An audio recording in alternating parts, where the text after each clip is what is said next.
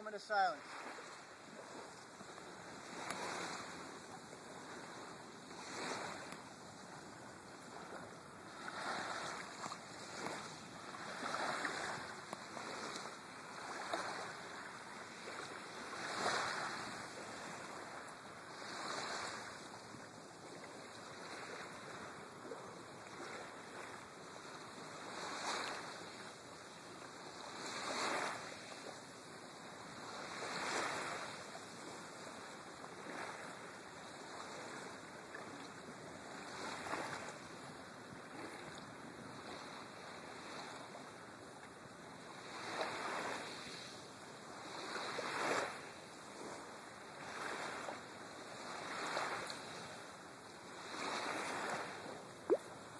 Ten years ago today, at 0846 Eastern, American Airlines Flight number 11 was flown into the North Tower of the World Trade Center.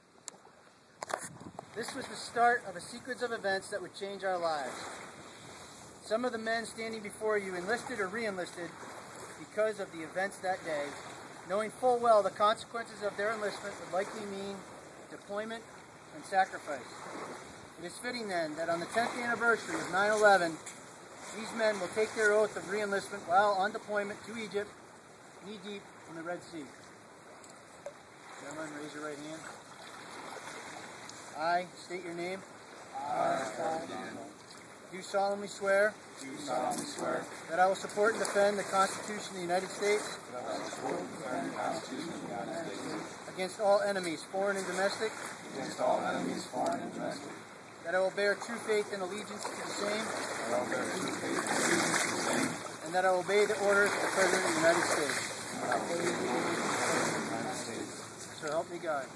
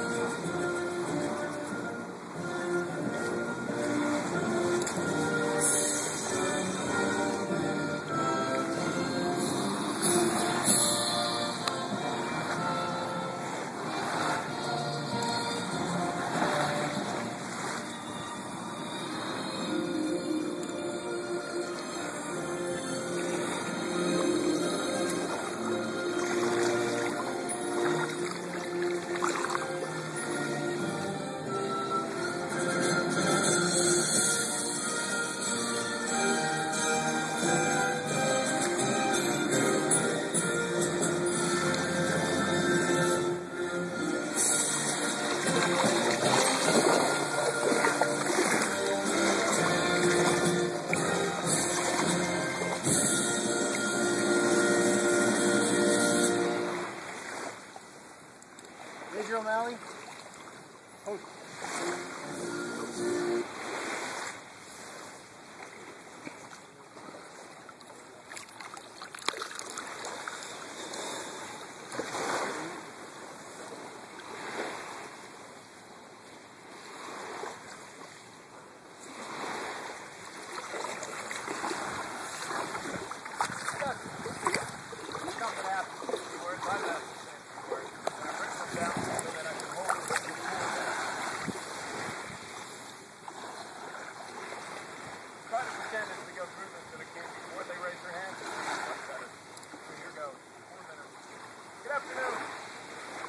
It's a hard day for many of us. If you weren't in New York, if you see that day, still the events of your lives over this past decade can be traced to that one day.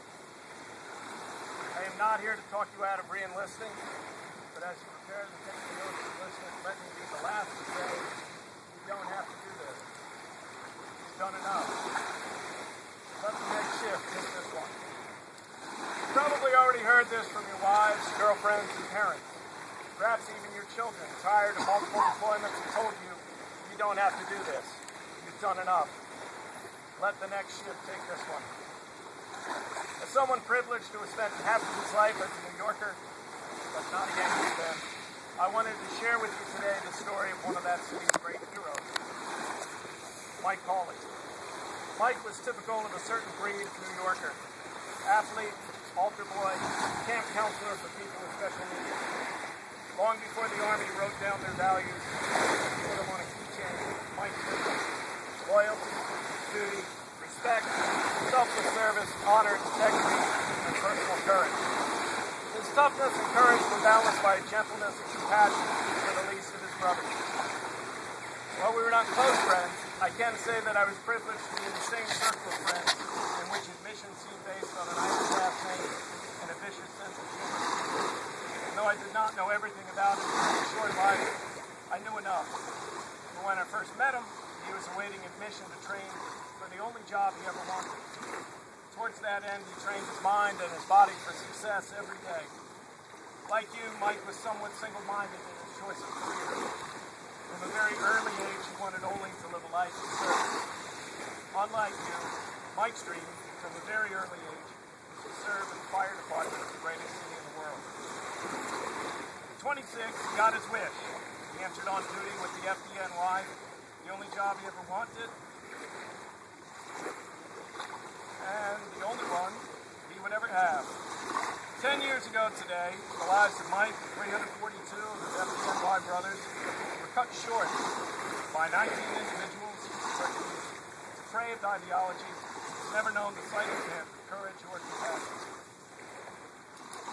On the morning of September 11, 2001, Mike had already finished covering a shift for another firefighter. He was off duty, free to go home, not expected to work any further.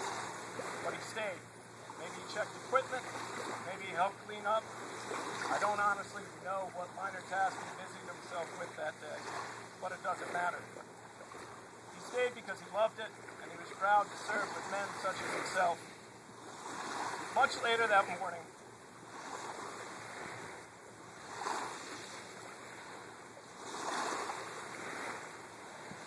he was still there when the call came out that the World Trade Center had been hit.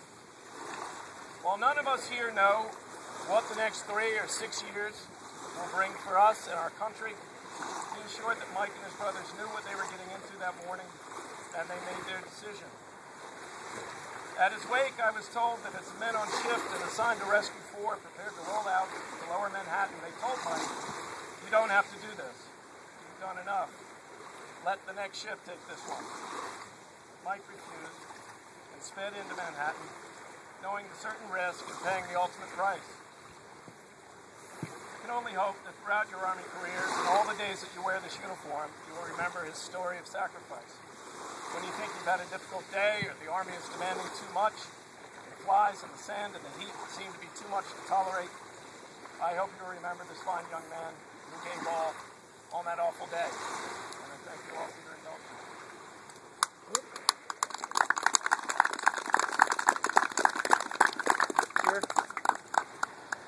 I'll ask if y'all just bring it in tight. That portion of the ceremony first.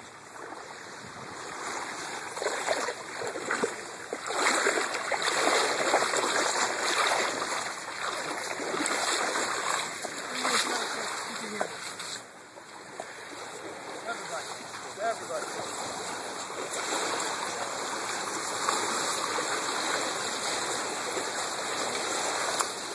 Slide it on down there.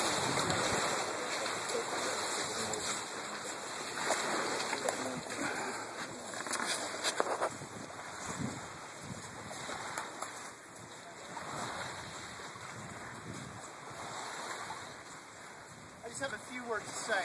It's not just directed just to our 7-8 individuals here who signed up for reenlistment. 10 years ago, we didn't know what was going to happen. We didn't know this event was going to happen.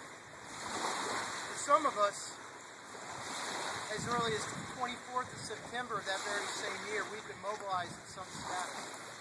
Everybody here has been affected by the activities of September 10th, 2001.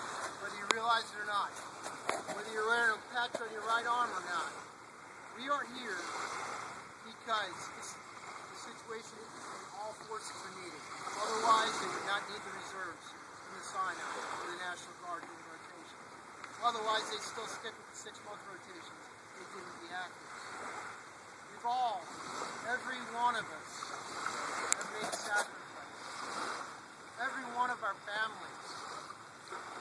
sacrifice and been affected. We've lost friends, we've lost family members, and in some cases, families have been broken up because of our dedication to freedom, which is not free, as we all found. Life, liberty, and the pursuit of happiness comes with a price, and we've all given that. And we're all giving that. These gentlemen right here who cocked their hands and volunteered for another term of service, I thank you. And like the Jag said, you didn't have to do this. You volunteered. And that's what makes us unique. Every one of us has volunteered to do this. Do not forget that. Pass that on to your mates. You should be proud of your friends. You should be proud of yourselves. And you should be proud of those who supported you, us, through the years. 10 years is a long time. A very long time. And I thank you all. I thank you guys. Captain Holmes, put this on. That's all I have.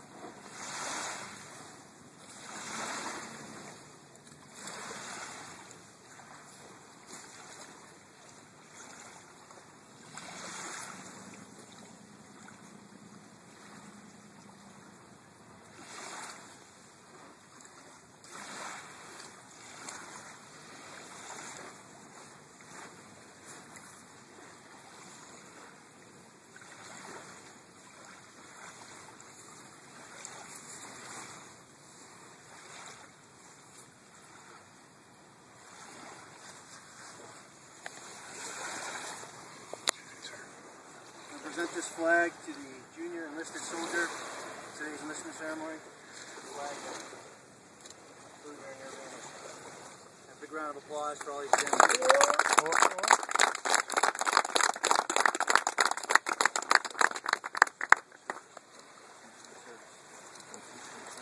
Thank you, sir. That concludes the ceremony. Feel free to shake their hands.